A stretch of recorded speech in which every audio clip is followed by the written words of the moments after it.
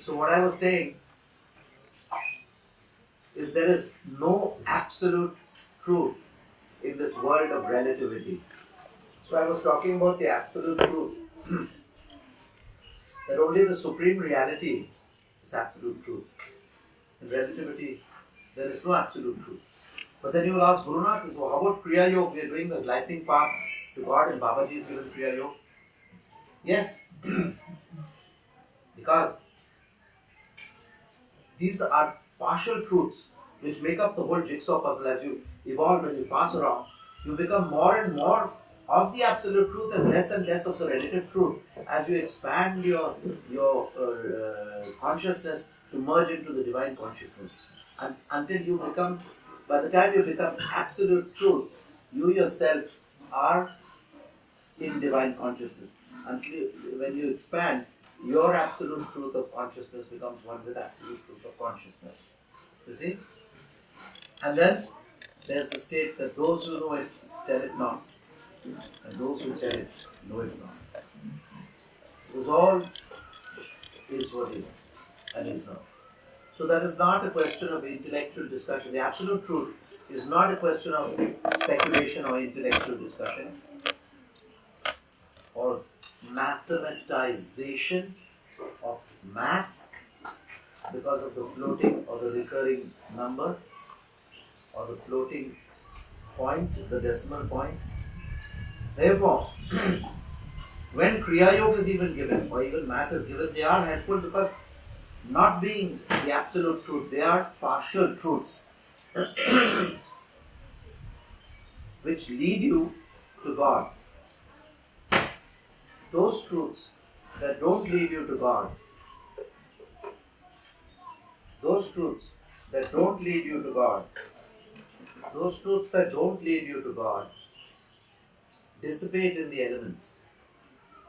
Dust to dust, water to water, earth to earth, water to water, fire to fire, air to air, whatever those truths are. And hence, they don't have much relevance in seeking the absolute truth. They have temporary relevance in seeking the element on which you focus on. Focus on earth, you realize earth. Focus on water, you realize water. Focus on fire, you realize fire. So, also with the exact sciences, they are to be respected. There are two aspects of the exact sciences. One is tending towards material interests and material things of relativity and the world. The other part of science, like Kriya Yoga and other techniques of meditation and yoga and prayer and devotion, are focused towards the absolute reality. You have to choose what you want. And science as a whole is respected. It has its purpose in relativity. Special science is even more respected for yogis.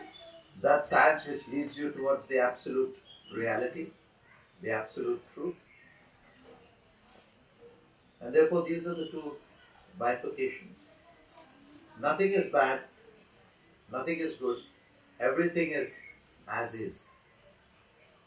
But we, with our discernment, our satsat vivek buddhi, our discrimination outwardly, then discernment in the astral body and discernment of our soul, have to realize which pathway we would like to take. Right? So, there is a lot of help.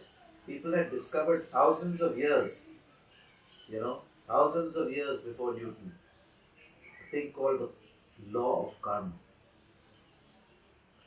And that law preceded before the ancient Indian yogis and the thousands of years discovery, it still existed. You see, action and reaction, gravitation, all existed. And it is mentioned in the ancient Vedas. It is mentioned in the ancient the Shramanic techniques. That the speed of light was mentioned. It was just they chose to ignore it. The West, when they came up, the new babies of the West, they came up to Egypt and stopped. That was one of their forefathers. And they came to the other forefathers and they said, this is Greek, and they stopped. They didn't know that the mother of the Greek language is Sanskrit. And they failed hopelessly to explore and discover India. Those projects sponsored by the government. But individual souls from America, Switzerland, Germany, the individual souls, they made the foray. And they are the true pioneers because they were not self-opinionated. They had a pure and selfless heart and they were eager to learn. The moment they sat down and said, Master, teach me, they progressed. Same with the Indian people. If they were so self-arrogant and opinionated, we don't need to learn anything from the West, it's wrong. The moment they went to the West and said, Master, teach me, they learned the exact sciences. They learned development. They learned certain very good things from the West. You may say that we had it before, I agree. But then now who has it? They have it. Communications, an organized system, a good mindset to progress clinically upon a certain path. I'm not saying that Sushrut and this thing were not there before medical science. Then Hippocrates came and gave something. He was influenced by the Greek method and the surgery of the Sushrut Samhita and the Ayurveda of the other Samhita, not the Ghiran, which is the other Samhita, Charak Samhita. They were all influencing one another, and now modern science was influenced by Hippocrates, and now modern science has their own progress. So they're all complementary to one another. All complementary to one another. So nothing. This actually is not a subject of discussion or contradiction on. It's a yay subject. Yay. So you cannot really criticize or contradict anyone. Everything has to be complementary. And this is the contribution of India to the world treasury of knowledge. They say that, or especially Guru Nanak says that nothing contradicts anything. Everything complements the other thing and helps you to do what you're already doing better. Amen.